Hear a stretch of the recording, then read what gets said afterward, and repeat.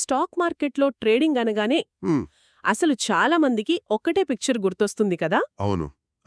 చార్ట్లు చూస్తూ కూర్చోవడం లేదా మార్కెట్ ఎటు వెళ్తుందా అని టెన్షన్ పడటం. ఎగ్జాక్ట్లీ. అంటే ఒక చేతిలో క్రిస్టల్ బాల్ పట్టుకొని రేపు ఉదయం మార్కెట్ పైకి వెళ్తుందా లేక కిందకి పడుతుందా అని ఊహించడం. కానీ ఈనాటి మన లోతైన విశ్లేషణలో ఆమ్, ఈ అపోహను పూర్తిగా తొలగించే ప్రయత్నం చేద్దాం. ఖచ్చితంగా. అసలు మార్కెట్ దిశను అంచనా వేయకుండానే ట్రేడింగ్ చేయొచ్చు. అదే చాలా ఆసక్తికరంగా ఉంది. అంటే కేవలం మ్యాథమెటిక్స్ ఇంకా స్ట్రాటజీ ఆధారంగా ఆప్షన్ సెల్లింగ్ మరియు డెల్టా న్యూట్రల్ అనే పద్ధతుల ద్వారా రిస్క్ని ఎలా కంట్రోల్ చేయవచ్చో మనం ఈరోజు మాట్లాడుకోబోతున్నాం. ఇది వింటుంటే నాకేమనిపిస్తుందంటే ఇది మనం ఒక కారు డ్రైవ్ చేస్తున్నప్పుడు స్పీడ్ మీద కంట్రోల్ కోసం బ్రేక్స్ వాడటం లాంటిది. అవును, ఆ పోలిక చాలా కరెక్ట్. రైట్. అంటే ఖచ్చితమైన గమ్యం ఎక్కడికో లేదా రోడ్డు ఎటు వంపు తిరుగుతుందో ముందుగా తెలియకపోయినా సరే మన ప్రయాణం మాత్రం ఎక్కడా ప్రమాదానికి గురి కాకుండా సురక్షితంగా సాగడమే ఈ విధానం లక్ష్యం అననుకోవచ్చా? 100% అదే. చూడండి, మనం కారు డ్రైవ్ చేసేటప్పుడు ముందున్న రోడ్డు మీద అసలు ట్రాఫిక్ ఏమీ ఉండదని, అంతా ఖాళీగా ఉంటుంది అని గుడ్డిగా నమ్మలేం గదా. అస్సలు నమ్మలేం. ఎవరైనా అడ్డు రావచ్చు. అదే, మార్కెట్ ఎటు వెళ్తుందో అంచనా వేయడం కూడా సరిగ్గా అలాంటిదే. అది మన చేతుల్లో ఉండదు. మన చేతుల్లో ఉన్నదల్లా స్టీరింగ్, అలాగే బ్రేక్స్. సో మనం ఈరోజు చర్చించబోయే ఈ ఆప్షన్ సెల్లింగ్ వ్యూహం కూడా సరిగ్గా ఇదే చేస్తుంది. అంటే మనం మార్కెట్తో పోరాడటం లేదన్నమాట. లేదు, అస్సల్లేదు. రేపు ఏం జరుగుతుందో చెప్పే ప్రయత్నం మనం అస్సలే చేయడం లేదు. దానికి బదులుగా ఒక సిస్టమాటిక్ పద్ధతిలో హ్మ్. ముందుగానే రిస్క్ను డిఫైన్ చేసుకుని గణితశాస్త్ర సూత్రాల ఆధారంగా ట్రేడింగ్ చేస్తాం. దీన్నే risk defined delta neutral trading అని అంటారు. ఓకే. ఈ విషయాన్ని కొంచెం లోతుగా అర్థం చేసుకుందాం. అంటే మనం అసలు ఆ టెక్నికల్ విషయాలకు వెళ్లే ముందు మార్కెట్లో అడుగుపెట్టే ప్రతి ఒక్కరూ తెలుసుకోవాల్సిన ఒక ప్రాథమిక సత్యం గురించి మాట్లాడుకోవాలి. అవును, అది చాలా ముఖ్యం. 4 అవుట్కమ్స్ అంటారు కదా, దాన్ని. రైట్. ఎవరైనా సరే మార్కెట్లో ట్రేడ్ చేస్తున్నప్పుడు కేవలం 4 విషయాలు మాత్రమే జరిగే అవకాశముంది. 1 చిన్న నష్టం, 2 చిన్న లాభం, హ్మ్, 3 పెద్ద లాభం. అవును, 3ది పెద్ద లాభం, ఇక 4 పెద్ద నష్టం. ఇక్కడ మనం గమనించాల్సిన విషయం ఏంటంటే, ఈ మొదటి 3 జరిగిన ట్రేడర్ ఖాతాకు గానీ వాళ్ళ భవిష్యత్తు కానీ వచ్చిన నష్టమేమీ లేదు. లేదు, ఏమీ కాదు. కానీ ఆ 4ది అంటే ఆ బిగ్ లాస్ అనేది ఎప్పటికీ జరగకూడదు అంటారు. ఎందుకు ఈ పెద్ద నష్టం అనేది అంత ప్రమాదకరం? దీనికి ప్రధాన కారణం ఏమిటంటే సైకాలజీ. ఒక పెద్ద నష్టం అనేది కేవలం ఒక అకౌంట్లో ఉన్న డబ్బును మాత్రమే తుడిచిపెట్టదు, అది ట్రేడర్ యొక్క ఆలోచన విధానాన్ని పూర్తిగా దెబ్బతీస్తుంది. అంటే భయం వచ్చేస్తుంది అంటారా? భయం కన్నా కూడా కోపమండి. ఒకసారి పెద్ద నష్టం వచ్చిందంటే ట్రేడర్ మైండ్ సెట్ వెంటనే ఒక రివెంజ్ ట్రేడింగ్ మోడ్లోకి వెళ్ళిపోతుంది. ఓ, రివెంజ్ ట్రేడింగ్ అంటే పోగొట్టుకున్నది వెంటనే రాబట్టాలి అని.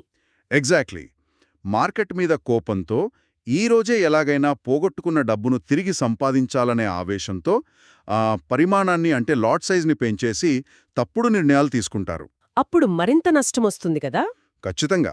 పాత గుంటలోంచి బయటపడబోయి ఇంకో పెద్ద గుంటలో పడతారు. అందుకే ఒక సక్సెస్ఫుల్ సిస్టమ్కి ఉండాల్సిన మొదటి లక్షణమేంటంటే ఆ పెద్ద నష్టాన్ని పూర్తిగా బ్లాక్ చేయడం. రైట్. డిఫెన్స్ అనేది ఎప్పుడూ మొదటి ప్రాధాన్యత కావాలి. ఇక్కడే మనకు 1% క్యాపిటల్ రిస్క్ అనే నియమం కనిపిస్తోంది. అవును, 1% రూల్ చాలా పాపులర్. అంటే మనం చేసే ట్రేడింగ్లో పెట్టుబడి మీద గరిష్ట నష్టాన్ని కేవలం 1% మాత్రమే పరిమితం చేసుకోవాలి.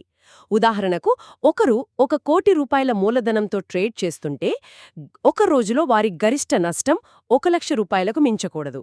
అవును, అదే 10 లక్షల పెట్టుబడి అయితే ఆ రిస్కు 10,000 రూపాయలు మాత్రమే ఉండాలి. రైట్. ఇది వినడానికి బాగానే ఉంది. కాని మార్కెట్ ఒక్కోసారి ఊహించని విధంగా ప్రవర్తిస్తుంది కదా. అలాంటప్పుడు ఈ 1% దగ్గరే నష్టాన్ని ఆపడం వాస్తవానికి ఎలా సాధ్యమవుతుంది? దానికి చాలా కఠినమైన క్రమశిక్షణ కావాలి. అలాగే సిస్టంలో స్టాప్ లాస్ వాడటం అత్యంత అవసరం. ఈ 1% నియమం పాటించడం వల్ల వచ్చే అతిపెద్ద లాభం ప్రశాంతత. ప్రశాంతత అంటే టెన్షన్ లేకుండా నిద్రపోవడమనా? అవునండి. రేపు పొద్దున మార్కెట్లో ఏదైనా గ్లోబల్ న్యూస్ వల్ల భారీ కుదుపు వచ్చినా సరే గరిష్టంగా 1% మాత్రమే కోల్పోతాను అని ముందుగానే తెలిస్తే ట్రేడర్ రాత్రిపూట ప్రశాంతంగా నిద్రపోగలడు కదా. నిజమే. ఆ భయం లేనప్పుడే మనం ట్రేడింగ్ను ఒక బిజినెస్లా చూడగలం. ఒక బిజినెస్లో చిన్న చిన్న నష్టాలు రావడం సహజం.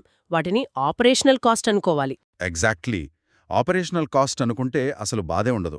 ఓకే, పెద్ద నష్టాన్ని రాకుండా చూసుకోవటం అనేది క్రికెట్లో వికెట్ పడకుండా మంచి డిఫెన్సివ్ షాట్ ఆడటం లాంటిదని మనకు అర్థమైంది. అయితే కేవలం క్రీజ్లో నిలబడి డిఫెన్స్ ఆడుతూ ఉంటే మ్యాచ్ గెలవలేంగా. అవును, స్కోర్ బోర్డు కదలాలి కదా. రైట్. పరుగులు సాధించాలి అంటే లాభాలు రావాలి. మరి మార్కెట్ ఎటు వెళ్తుందో ఊహించకుండా ఆ లాభాలు ఎలా వస్తాయి? ఇక్కడే అసలు ట్రేడింగ్ విధానంలో ఒక పెద్ద మార్పొస్తుంది. మనం మార్కెట్ కదలికలని కాకుండా కాలాన్ని అంటే టైంని వాడుకోవడం మొదలు పెడతాం. టైంని వాడుకోవటం అంటే? అంటే సాధారణంగా ట్రేడింగ్లో డబ్బు సంపాదించడానికి అందరూ ఏం చేస్తారు? మార్కెట్ ఇటు వెళ్తుందో ఊహించి అది అటువైపు వెళ్తే లాభపడతారు కదా. దీన్ని డైరెక్షనల్ ట్రేడింగ్ అంటారు. అవును, అంతా అదే చేస్తారు. కానీ ఇక్కడ మనం మాట్లాడుకుంటున్న ఆప్షన్ సెల్లింగ్ విధానంలో సంభావ్యత అంటే ప్రాబబిలిటీ చాలా కీలకం. చారిత్రక గణాంకాలను బట్టి చూస్తే 60 నుండి 70% సందర్భాల్లో మార్కెట్ ఒక రోజులో 1% కంటే తక్కువ కదలికని నమోదు చేస్తుంది. ఓహో, అంటే చాలా రోజులు మార్కెట్ అసలు ఎటూ వెళ్ళదన్నమాట. అవును, ఎటూ వెళ్లకుండా ఒకే రేంజ్లో అటూ ఇటూ ఊగిసలాడుతూ ఉంటుంది. సో ఆప్షన్ సెల్లర్స్ డబ్బు సంపాదించేది సరిగ్గా ఈ సైడ్వేస్ మార్కెట్లోనే. ఇదొక విభిన్నమైన ఆలోచనా విధానమని చెప్పాలి. మార్కెట్ ఎటూ వెళ్లకుండా సైలెంట్గా ఉన్నప్పుడు కూడా ఆ డబ్బులు రావడం అనేది చాలా ఆసక్తికరం. అయితే ఇది టెక్నికల్గా ఎలా సాధ్యమవుతుందో కొంచెం వివరిస్తారా? తప్పకుండా. ఆప్షన్స్లో గ్రీక్స్ ఉంటాయని, అందులో థీటా మరియు వీక్స్ అనేది ముఖ్యమని వింటుంటాం కదా. అసలు ఒక ఆప్షన్ సెల్లర్కి ఈ సమయం అనేది ఎలా లాభంగా మారుతుంది? దీన్ని అర్థం చేసుకోవడానికి ఒక చిన్న ఉదాహరణ చెప్తాను. ఇన్సూరెన్స్ రంగం గురించి ఆలోచించండి. మనం ఒక సంవత్సరానికి హెల్త్ ఇన్సూరెన్స్ తీసుకుంటాం, దానికి కొంత ప్రీమియం కడతాం కదా. అవును, కడతాం. సంవత్సరమంతా గడిచిపోయి మనకు ఎలాంటి జబ్బు రాకపోతే ఆ కట్టిన ప్రీమియం ఏమవుతుంది? అంతా ఇన్సూరెన్స్ కంపెనీకి లాభంగా మిగిలిపోతుంది, అంతే కదా. అంటే గడువు తేదీ. So out of the money options అంటే మార్కెట్ ఆ స్థాయికి చేరకపోతే ఎక్స్పైరీ రోజున వాటి విలువ శూన్యమైపోతుంది. సో సమయం గడిచే కొద్దీ ఆ ఆప్షన్ల విలువ అంటే ఆ ప్రీమియం మెల్లగా కరిగిపోతూ ఉంటుంది. అంటే ఇక్కడ ఒక ఆప్షన్ కాంట్రాక్ట్ను మనం ఒక మంచుగడ్డతో పోల్చవచ్చా? మంచుగడ్డ పోలిక కూడా బావుంది. రైట్. అంటే ఆప్షన్ కొనుగోలుదారుడు ఒక మంచుగడ్డను కొన్నాడు. సమయమనే ఎండవేడికి ఆ మంచుగడ్డ మెల్లగా కరిగిపోతూ ఉంటుంది. సాయంత్రానికి అది పూర్తిగా కరిగి నీరైపోయినప్పుడు ఆ కరిగిన విలువే సెల్లర్కు లాభంగా వస్తుందా? ఈ కరిగించే స్వభావాన్నే తీటా అంటారా? అవును, దాన్ని ఇంకోలా చెప్పాలంటే థీటా అనేది ఆ చెక్కను తినేసే చెదపురుగులాంటిది. ఆ పురుగు ఎంత తింటే ఆప్షన్ సెల్లర్కు అంత లాభం అనమాట. వావ్, చెదపురుగు, కరెక్టు పోలిక. సో మార్కెట్ ఎటు వెళ్లకుండా ఒకే చోట ఉన్నా సరే ఈ తీటా అనే లక్షణం వల్ల గడియారంలో ముళ్ళు తిరుగుతున్న ప్రతి క్షణం ఆప్షన్ ప్రీమియం కరిగిపోయి సెల్లర్కు లాభం వస్తూనే ఉంటుంది. ఇది వినడానికి చాలా సులభంగా అనిపిస్తుంది కానీ ఈ సిస్టంలో రిస్క్ ఎక్కడ ఉంది? ఎందుకంటే ఎప్పుడూ అంతా సాఫీగా సాగిపోదు కదా మార్కెట్లో. ఆ మంచుగడ్డ కరగకుండా ఆపేదేమైనా ఉందా? ఖచ్చితంగా ఉందండి. ఇక్కడ సెల్లర్కున్న అతిపెద్ద శత్రువు ఇంప్లాయిడ్ వొలటాలిటీ, లేదా మనం సాధారణంగా చూసే India VIX. Right, India VIX. ఈ విక్స్ అనేది మార్కెట్లో ఉన్న భయాన్ని సూచిస్తుంది. అకస్మాత్తుగా ఏదైనా పెద్ద వార్త వచ్చినప్పుడు లేదా ఎలక్షన్స్ ఇంకా బడ్జెట్ లాంటి ఈవెంట్స్ ఉన్నప్పుడు మార్కెట్లో భయం పెరుగుతుంది. అవును, అప్పుడు అందరూ పానిక్ అవుతారు కదా. ఎగ్జాక్ట్లీ. భయం పెరిగినప్పుడు అందరూ ఇన్సూరెన్స్ కావాలి అనుకుంటారు. దానివల్ల ఇన్సూరెన్స్ ప్రీమియంల ధరలు ఎలాగైతే పెరుగుతాయో ఆప్షన్ల ప్రీమియంలు కూడా అలాగే అమాంతం పెరుగుతాయి. ఓహో, అప్పుడు సెల్లర్కి ఇబ్బందొస్తుంది. అవును, అప్పుడు ఆప్షన్ సెల్లర్కు తన పొజిషన్ విలువ పెరిగిపోయి నష్టం వస్తుంది. అదే మార్కెట్ ప్రశాంతంగా ఉండి వీక్స్ తగ్గితే అప్పుడు ప్రీమియంలు వేగంగా పడిపోయి సెల్లర్కు లాభం వస్తుంది. సరే, అంటే సమయం గడిచే కొద్దీ థీటా వల్ల ప్రీమియం కరిగి మనకు లాభం వస్తుందని అర్థమైంది. అలాగే వీక్స్ పెరిగితే జాగ్రత్తగా ఉండాలని కూడా తెలిసింది. కానీ మార్కెట్ ఎప్పుడూ ఒకే చోట ఉండదు కదా. ఖచ్చితంగా ఉండదు. అనుకోకుండా మార్కెట్లో భారీ కదలిక వస్తే ఏంటి పరిస్థితి? అంటే ఒకే రోజు బ్యాంక్ నిఫ్టీ 100 పాయింట్లు పడిపోవడం లేదా పెరగడం జరిగితే అప్పుడు మనల్ని మనం ఎలా రక్షించుకోవాలి? ఎందుకంటే మనం సైడ్వేస్ మార్కెట్ కోసం కదా ప్లాన్ చేశాం. రైట్. ఇక్కడే మనం ఇందాకనుకున్న ఆ డెల్టా అనే కాన్సెప్ట్ వస్తుంది. అసలు ఏమిటి డెల్టా? కొంచెం సింపుల్గా చెప్తారా? షూర్. డెల్టా అనేది ఒక సెన్సిటివిటీ సూచిక. అంటే మార్కెట్ ఒక పాయింట్ కదిలితే మనం అమ్మిన ఆప్షన్ ధర ఎన్ని పాయింట్లు మారుతుందో ఇది చెప్తుంది. ఓకే, ఒక పాయింట్కి ఎన్ని పాయింట్లు మారుతుంది అని. అవును. ఉదాహరణకు మార్కెట్ ప్రస్తుత ధర దగ్గరున్న స్ట్రైక్ ప్రైజ్ను మనం ఎట్ ద మనీ ఆప్షన్స్ అంటాం. వీటి డెల్టా సాధారణంగా 0.5 ఉంటుంది. అంటే మార్కెట్ 100 పాయింట్లు పైకి వెళ్తే ఈ at the money call option ధర 50 పాయింట్లు పెరుగుతుంది. ఓకే, ఇక్కడ మనం డెల్టా న్యూట్రల్ ట్రేడింగ్ అనే ఒక కాన్సెప్ట్ గురించి మాట్లాడుతున్నాం. పేర్లోనే న్యూట్రల్ అని ఉంది అంటే ఆ, మార్కెట్ పైకి వెళ్ళినా కిందకి పడినా ఆ కదలికలతో సంబంధం లేకుండా మన పోర్ట్ఫోలియోను ఒక బ్యాలెన్స్లో ఉంచడం అని అనుకోవచ్చా? కరెక్ట్గా పట్టారు. ఇది నాకు ఎలా అర్థమవుతోందంటే మ్మ్, ఒక త్రాసులో రెండు వైపులా బరువులు ఎప్పుడూ సమానంగా ఉండేలా చూసుకోవడం లాంటిది, అవునా? అవును. ఆ త్రాసు పోలిక ఇక్కడ చాలా బాగా సరిపోతుంది. మనం ట్రేడ్ మొదలుపెట్టినప్పుడు ఒక కాల్ ఆప్షన్ను, అలానే ఒక పుట్ ఆప్షన్ను అమ్ముతాం. రెండింటి డెల్టా 0.5 అలానే 0.5 ఉందనుకుందాం. అంటే త్రాసు బ్యాలెన్స్గా ఉంది. రైట్. ఇప్పుడు మార్కెట్ అకస్మాత్తుగా పైకి వెళ్లడం మొదలుపెట్టింది అనుకుందాం. అప్పుడేమవుతుంది? కాల్ ఆప్షన్ డెల్టా పెరిగిపోయి 0.7కు చేరుకుంటుంది. అదే సమయంలో పుట్ ఆప్షన్ డెల్టా తగ్గిపోయి 0.3కు పడిపోతుంది. ఓ, అంటే ఇప్పుడు త్రాసు ఒకవైపు ఒరిగిపోయిందనమాట. ఎగ్జాక్ట్లీ. మన వ్యూహమేంటంటే దీన్ని మళ్ళీ న్యూట్రల్ చేయాలి. అంటే ఆ బరువును మళ్ళీ ఎలాగైనా 0.5కి తీసుకురావాలి కదా. అప్పుడు ఆ పెరిగిన 0.7ని క్లోజ్ చేసి వేరేది తీసుకోవడమో లేదా ఆ తగ్గిన 0.3ని పెంచడమో చేయాలన్నమాట. సరిగ్గా అదే చేస్తాం. ఆ 0.3 డెల్టా ఉన్న పుట్ను క్లోజ్ చేసి మళ్ళీ 0.7 డెల్టా ఉన్న కొత్త పుట్ ఆప్షన్ను అమ్ముతాం. అప్పుడు మళ్ళీ రెండు వైపులా 0.7 మరియు 0.7తో బ్యాలెన్స్ అవుతుంది. వావ్, చాలా లాజికల్గా ఉంది. అవును. ఇలా మార్కెట్ కదులుతున్న ప్రతిసారి ఆ మార్పుకు అనుగుణంగా మన స్ట్రైక్ ప్రైజులను మారుస్తూ డెల్టాను ఎప్పుడూ న్యూట్రలైజ్ చేస్తూ ఉంటాం. మార్కెట్ ఒక పెద్ద కదిలిక ఇచ్చిన తర్వాత ఎక్కడో ఒక చోట కాసేపు ఆగుతుంది కదా. అవును, కంటిన్యూస్గా వెళ్ళలేదు కదా. సో అలా ఆగిన ఆ కాస్త సమయంలోనే ఆప్షన్ ప్రీమియంలు కరిగిపోయి మనకు లాభం వస్తుంది. ఇలా మనం మార్కెట్ను ఒక నిర్దిష్టమైన పరిధిలో బంధించడానికి ప్రయత్నిస్తున్నాం. వినడానికి లాజికల్గా చాలా బావుంది. త్రాసు బ్యాలెన్స్ చేయాలి, సరే.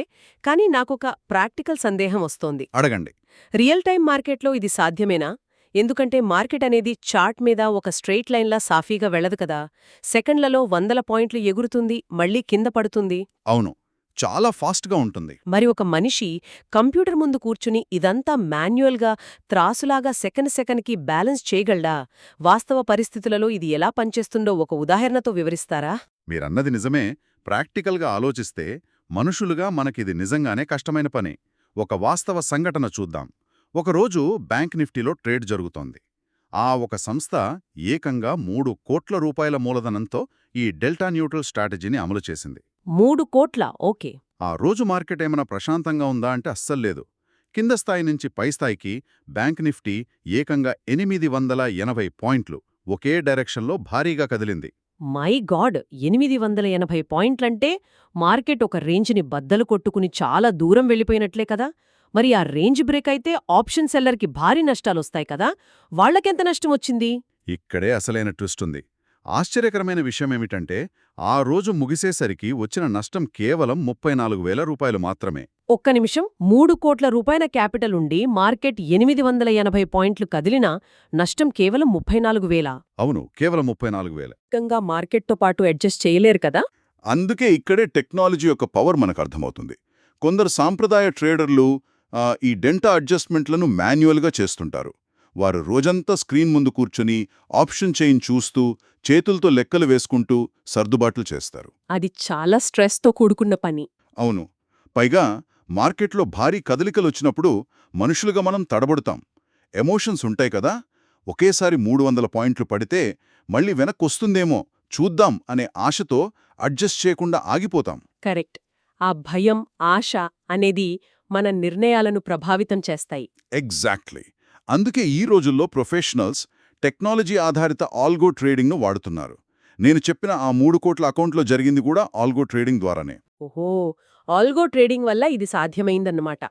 దీన్ని ఒక చిన్న ఉదాహరణతో అర్థం చేసుకోవాలంటే మాన్యువల్గా డెల్టాను అడ్జస్ట్ చేయడం అనేది ఒక మాన్యువల్ గేర్ కారును ట్రాఫిక్ ఉన్న గుంతల రోడ్డు మీద ప్రతి క్షణం క్లచ్ తొక్కుతూ గేర్లు మారుస్తూ డ్రైవ్ చేయడం లాంటిది కదా. చాలా కరెక్ట్. కొంచెం ఏమరపాటుగా ఉన్నా సరైన సమయానికి గేర్ మార్చకపోయినా కారు ఆగిపోతుంది. కానీ ఈ ఆల్గో ట్రేడింగ్ అనేది ఆటోమేటిక్ గేర్ సిస్టమ్ ఉన్న కారు లాంటిదనుకోవచ్చా? రోడ్ ఎలా ఉన్నా స్పీడ్ని బట్టి సిస్టమ్ దానంతట అదే ఎప్పటికప్పుడు సరైన గేర్లోకి మారిపోయి ప్రయాణాన్ని సాఫీగా ఉంచుతుంది కదా. అవునండి. ఆటోమేటిక్ సిస్టమ్ సరిగ్గా అలాగే పనిచేస్తుంది. ఆల్గో ట్రేడింగ్ సిస్టమ్స్ ముఖ్యంగా పైథాన్ లాంటి కోడింగ్ ద్వారా రూపొందించినవి ఎటువంటి భావోద్వేగాలకు గురికావు. మార్కెట్ 800 పాయింట్లు పెరిగినా దానికి ఆశగాని భయంగాని ఉండదు. అంటే దానికి ఫీలింగ్స్ ఉండవు కాబట్టి ఆ రూల్స్ని గుడ్డిగా ఫాలో అవుతుంది. కరెక్ట్. అందులో ముందే ఒక రూల్ సెట్ చేయబడి ఉంటుంది. కాల్ డెల్టా ఎంతకి చేరితే పుట్ డెల్టాను ఇలా అడ్జస్ట్ చేయని రాసి ఉంటుంది. అది ప్రతి క్షణం మార్కెట్ డేటాను స్కాన్ చేస్తూ మిల్లీ సెకండ్ల వ్యవధిలో ఆ అడ్జస్ట్మెంట్ను పూర్తి చేస్తుంది. వావ్, మిల్లీ సెకండ్లలో! ఆహా. అవును. ఈ సిస్టమ్ తనంతట తానే డెల్టాను న్యూట్రలైజ్ చేస్తూ బ్యాలెన్స్ చేసుకుంటూ వెళ్తుంది. అందువల్లే అంత పెద్ద మార్కెట్ మూవ్ వచ్చినా కూడా ఎలాంటి కన్ఫ్యూజన్ లేకుండా నష్టాన్ని 0.1%కి మాత్రమే పరిమితం చేయగలిగింది. ఈ ఆల్గో ట్రేడింగ్ ద్వారా డెల్టా న్యూట్రల్ పద్ధతిలో ఒక క్రమశిక్షణతో ట్రేడ్ చేయొచ్చు అని నాకిప్పుడు బాగా అర్థమైంది. అయితే ఇక్కడ నాకింకొక ప్రాక్టికల్ సమస్య కనిపిస్తోంది. చెప్పండి, ఏంటది? ఆప్షన్స్ అమ్మడం అనేది ఆప్షన్స్ కొనడం కంటే చాలా ఖర్చుతో కూడుకున్నది కదా. దీనికి చాలా మూలధనం లేదా మార్జిన్ అవసరమవుతుంది. మరి ట్రేడర్స్ తమ దగ్గరున్న పెద్ద మొత్తాన్ని కేవలం ఈ ఆల్గో ట్రేడింగ్ కోసమే బ్యాంకులో లేదా బ్రోకింగ్ అకౌంట్లో ఖాళీగా ఉంచుతారా? డబ్బు అలా ఖాళీగా ఉంటే వడ్డీ కూడా రాదు కదా, నష్టమే కదా. చాలా మంచి పాయింట్ రైజ్ చేశారు మీరు. ఇక్కడే స్మార్ట్గా ఆలోచించేవాళ్లు ఒక అద్భుతమైన ఫైనాన్షియల్ కాన్సెప్ట్ని వాడతారు. దాన్నే డ్యూయల్ కాంపౌండింగ్ అంటారు. డ్యూయల్ కాంపౌండింగ్ అంటే ఏంటి? సాధారణంగా ట్రేడింగ్కి అవసరమయ్యే క్యాష్ని వాళ్ళు కేవలం క్యాష్ రూపంలోనే ఉంచారు. ఆ మూలధనాన్ని దీర్ఘకాలిక పెట్టుబడుల కోసం ఈటీఎఫ్లలో అంటే ఎక్స్చేంజ్ ట్రేడెడ్ ఫండ్స్లలో ఇన్వెస్ట్ చేస్తారు. ఓకే, ఈటీఎఫ్లలో పెడతారు. అవును.